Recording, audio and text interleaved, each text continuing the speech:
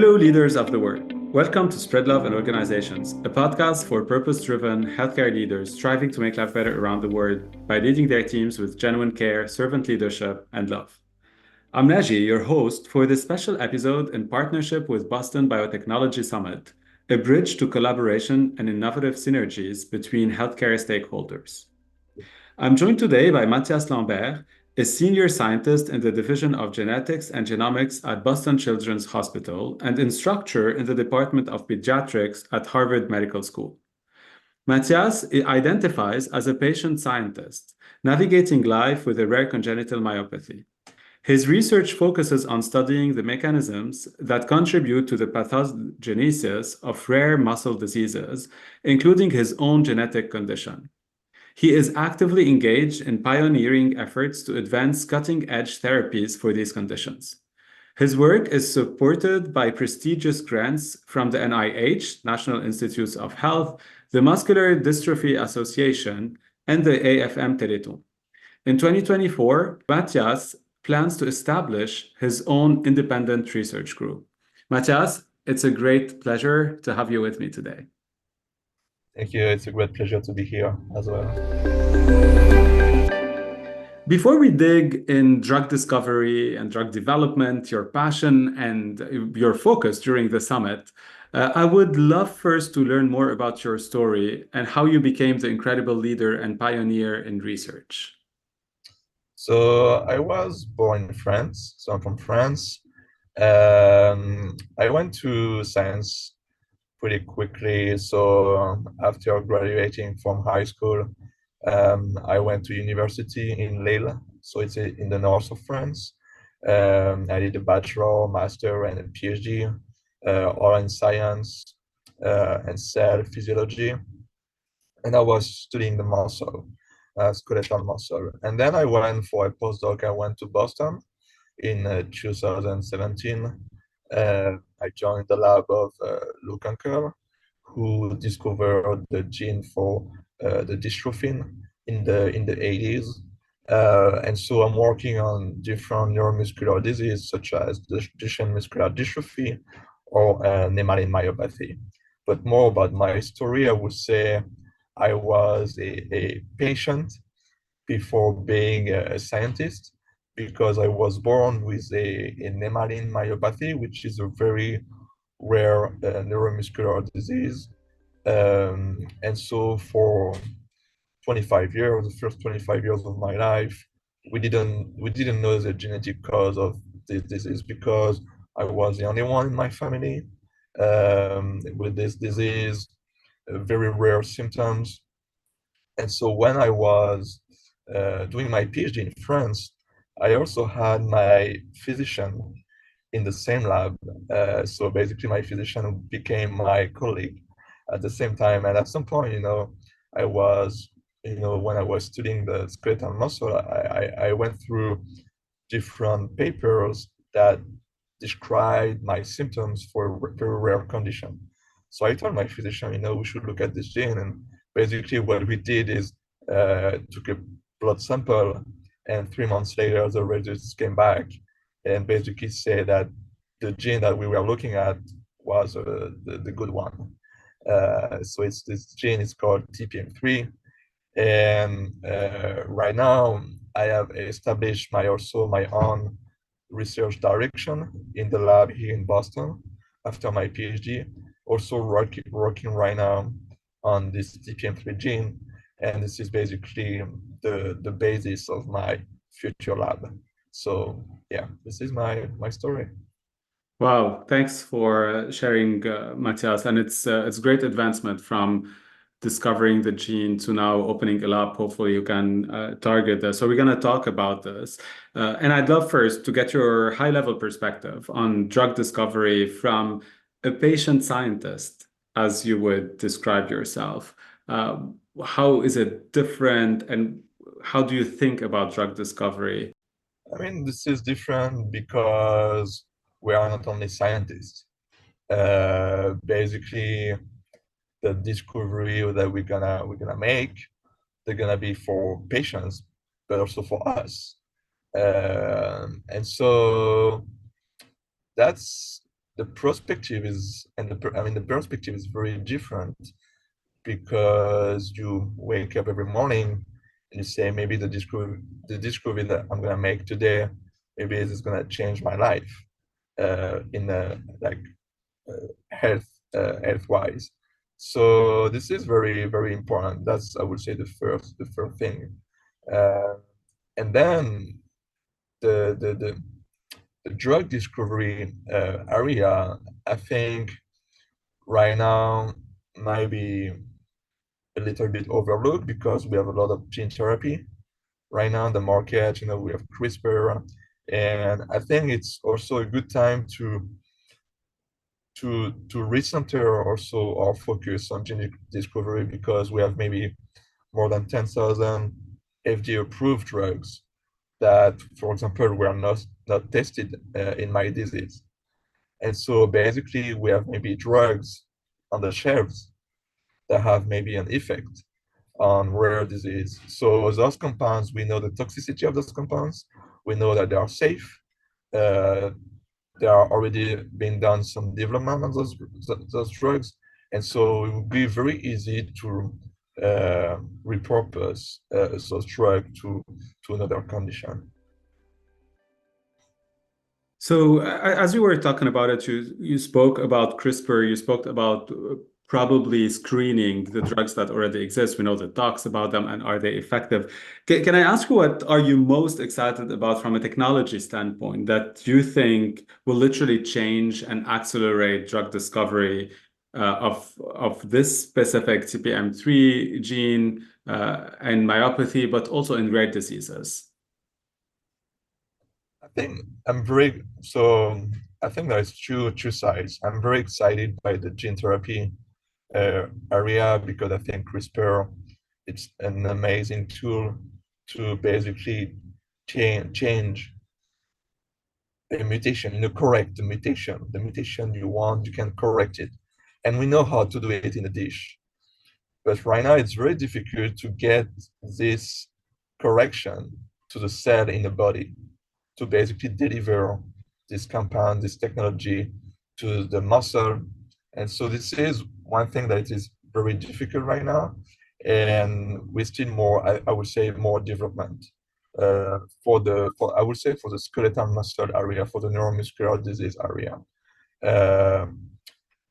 So that's one thing. The other thing is about CRISPR is right now, when you correct one mutation, it's like, I would say, like a personalized treatment, because for a same gene, you can have different patients with different mutations. So basically, you will need different design in your CRISPR to make it work. So that's one thing.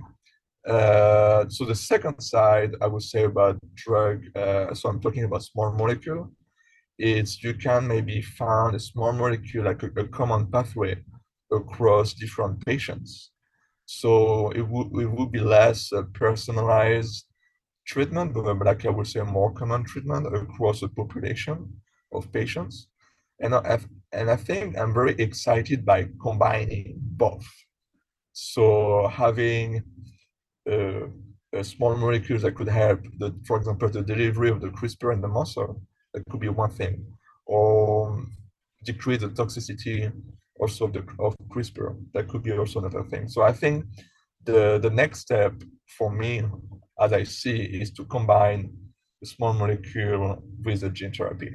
There will be, when you think about, for example, HIV, you have it's usually a tree therapy. You have three compounds that do different things, and so gene therapy is going to be the same. You're going to have a cocktail of different drugs, different technology that will help each other to reach the same goal, which is to correct and the mutation and to restore the pathology. So as you think about this, what are for you the biggest challenges you're facing for you to be able to get there? Money, funding first, people second. For example, for me, I would say on this disease, there is maybe 5 or 6 labs in the world working on my gene for this disease. So there are only a few people working on it. So the development is slow, very slow. And also on a patient perspective, it's even more slower, I would say, because you have two different time frame. Like 1 year for a patient is very long. When in 1 year you can have your like the service, you can have your disease that can be worse, after 1 year. But for a scientist, 1 year it's nothing, because 1 year you can get funding and you can get some preliminary data. So it's also a different thing. So first, yeah, coming back to your question, yeah, the people, the funding. So I mean, both are together. If you Yeah. don't have money, you cannot hire people working on this. So yeah, that's the main issue right now. In money, I imagine you're talking about funding, like having the funds for you to be able to do the research, build the company, have the people who can help you out with this. And I really loved your framing between time perspective. So I want to talk more about this because, as you said, for science, probably a year is nothing, but from a patient's perspective, a year is a lot, and a lot can happen during this year. So as you're both on this specific disease, I'd love to hear how you balance this and how you would push us actually as healthcare leaders to think about rare diseases, because it's certainly one of those aspects that is hard to crack. And I would love to get your thoughts, what we should do. I think like patients should be involved in the research. That would be one thing, like can be, sometimes I go to conferences when you have both patients and scientists together, and I think it's a great thing to hear from the patient, what do you need? What is the most, like, what do you need right now, And sometimes you can be surprised, what they say, Sometimes for a patient, it's just for him to eat alone, on his own, before being able to work, In my disease, for example,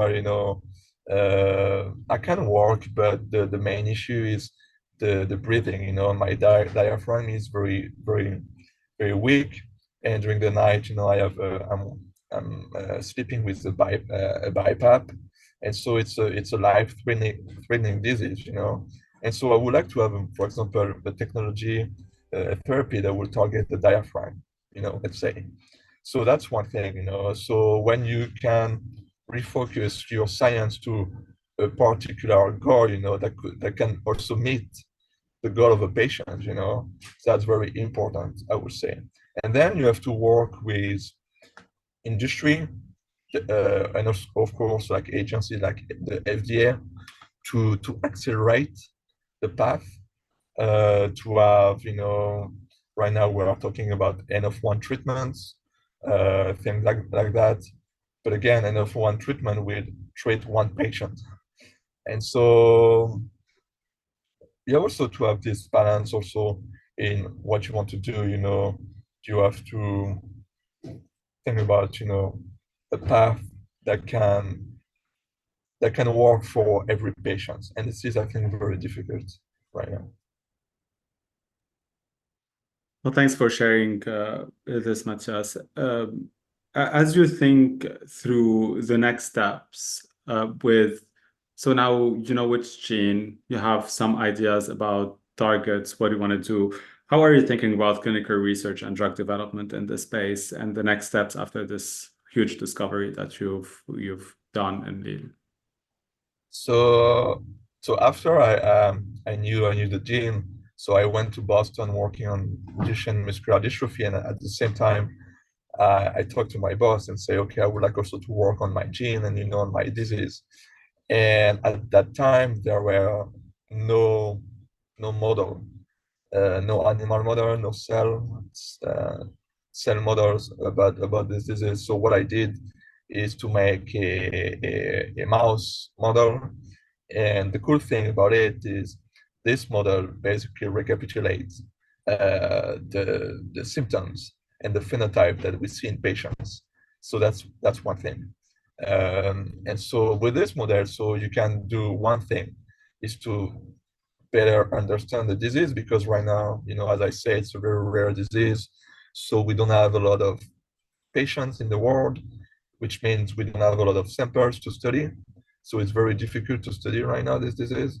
And so when you have a model, you can spend more time to study the disease. You have more samples, you have more materials, to work on it.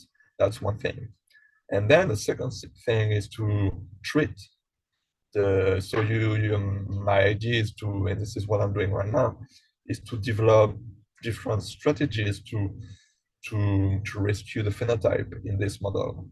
And once I will get, I would say, a solid data and good preliminary data, that's my goal will be to meet with the industry and say, can we do something? Can we develop something that can go to the patient?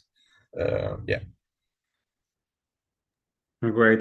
It's really massive work and great job that you are doing. I'm glad you're advancing the science. And again, as you're passionate about it and you're doing moves, and it's important to follow the steps. And I know the timelines you are longer than you would ever hope, and we all would ever hope. But I'm really glad to see where you're going with it, and wish you all the best for it. I'm gonna pivot now, even though hard to pivot, but I would love to give you one word and get your reaction to it. Yeah. The first word is leadership.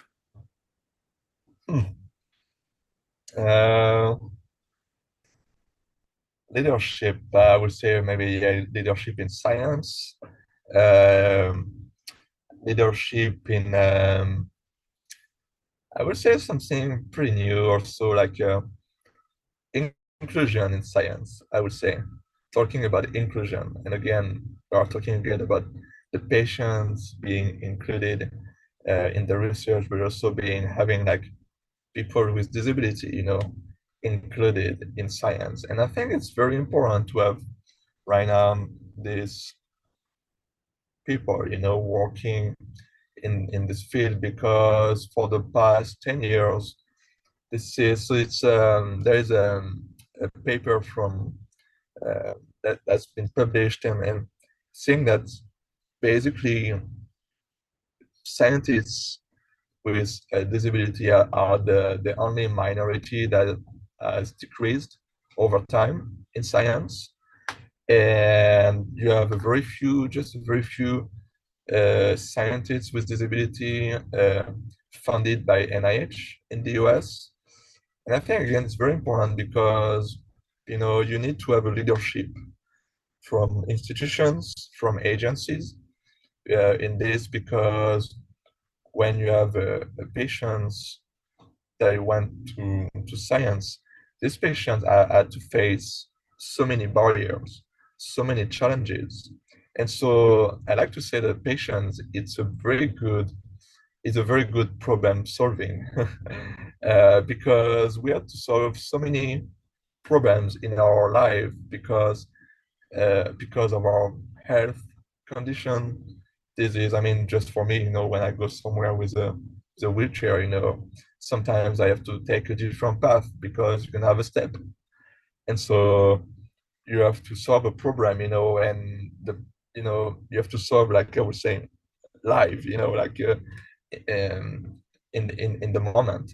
And so I think we need to have more people like that in science, and we need a leadership. We need people from the top that say, okay, we need to create a path. We need to include more. We need a task force about this. I think it's very important. That's such a strong reminder, Matthias, for all of us. The second one is innovation. Innovation. I would say now innovation is going pretty fast. I mean, every year you hear about a new technology, a new innovation. Uh, I would say that in the field right now, the innovation, to be honest, like the last 10 years has been CRISPR again.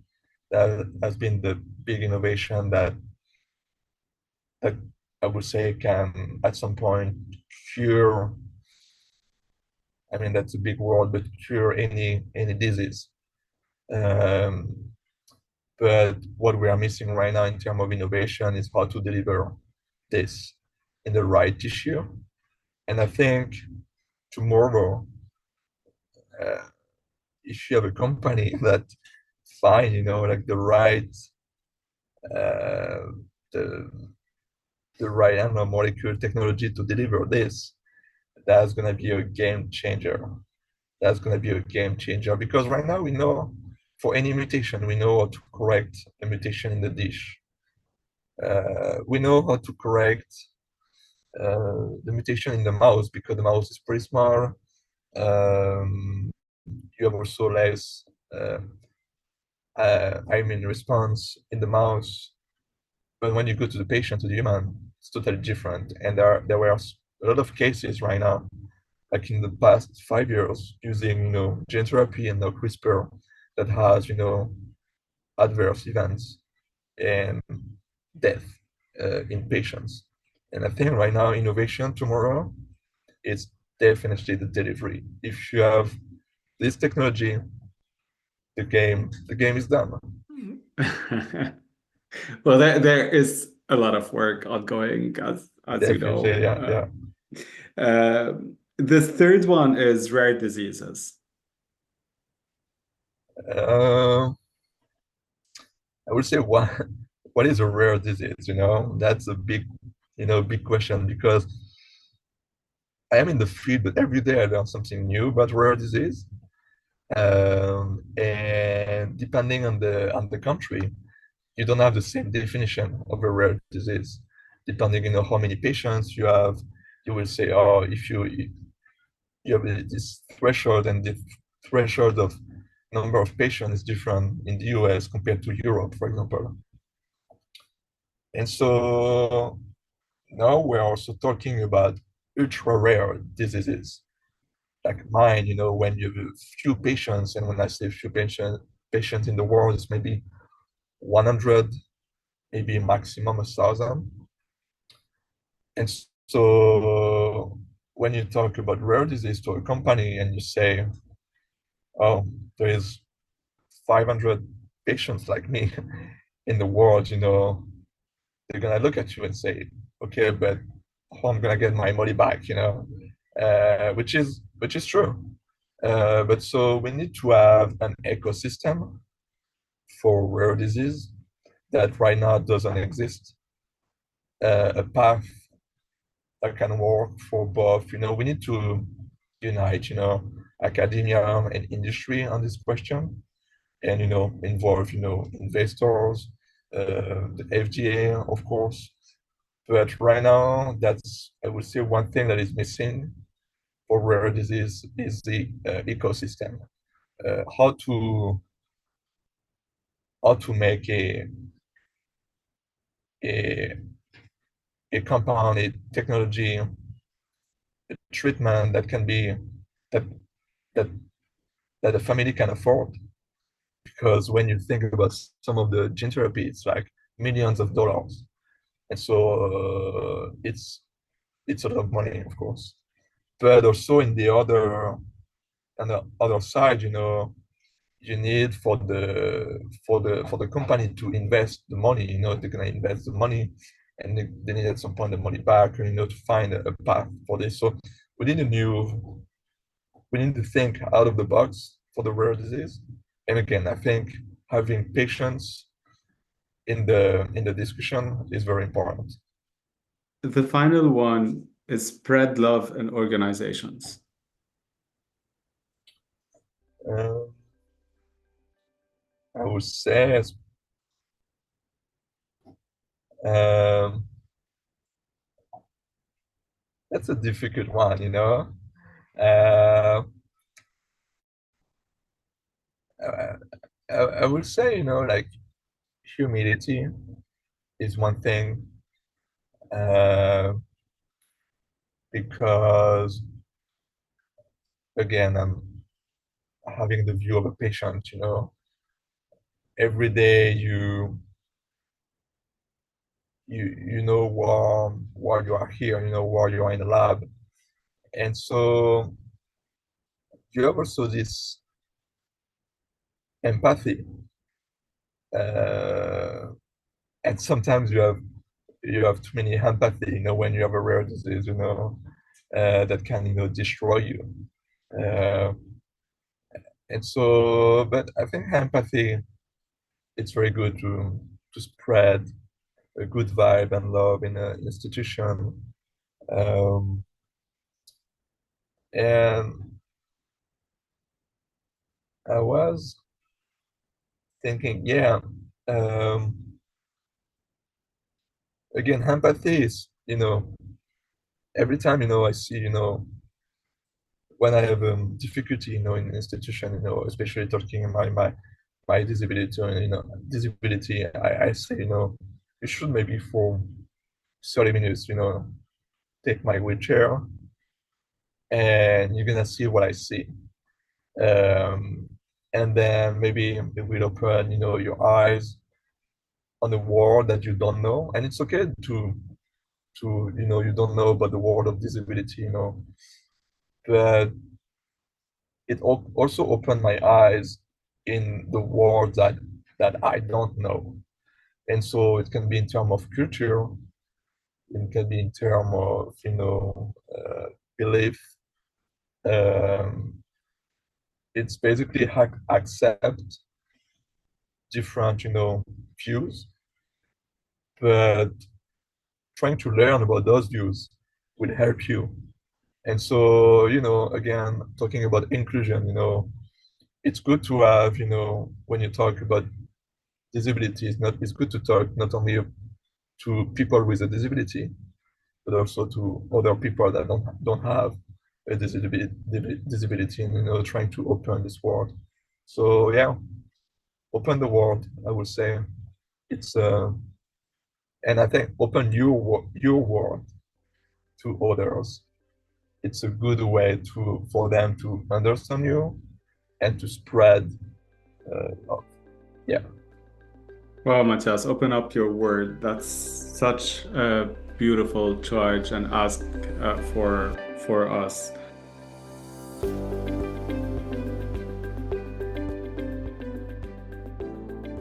Any final word of wisdom for healthcare leaders around the world?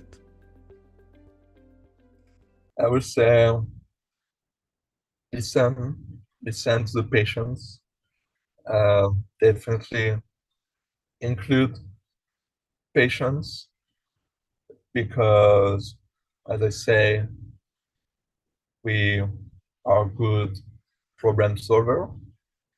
We know where to go because we don't have time to make a detour. Because when you have a rare disease, usually a rare disease is no joke. It's life-threatening, and you you have to go to the point directly. And so sometimes, I mean, for me, it worked. That's a quick example. For 25 years, my physicians, my medical team in France didn't know about the gene. It took me a few months to read some papers and figure out, the gene that caused my disease, And that's one example, uh, I believe, that, when you listen to the patient, when you include patients, when you include patient scientists, um, our metrics are not, publishing in Nature. Our metrics are to save lives. And so that's totally different, Our metrics are also to, I don't know if I'm gonna be able to make it today, because I'm gonna be too tired to go to the lab, or our programs are different, and our view is I mean, our view is different. And so again, if you include this view um, and listen, how to make, the right decision for this type, this question, you should, yeah, listen. Usually the patient know more about their own disease than any physician in the world. So that's one thing, yeah, especially when you have a rare disease. So yeah, again, I'm repeating myself, but listen, listen to the patients. Oh, Matthias, can't thank you enough for this inspiring and incredible chat. Our metric is to save lives. This is how you framed it, and this Yeah, is yeah. the main focus and KPI we should look at. Thank you again for all you're doing. You're advancing certainly science and you're improving lives. If it's not immediate, in the near future, I hope for several people around the world. So thank you so much again for joining me today and being with me on this show. And thank you so much for this opportunity. And I hope that, if there are, any patients, listening to this, uh, don't don't be afraid. If you want to, if you have an idea, go for it. Go for it. You're such an inspiration and a ray of hope for so many. So thanks again Thank for you so joining much. me. Thank you.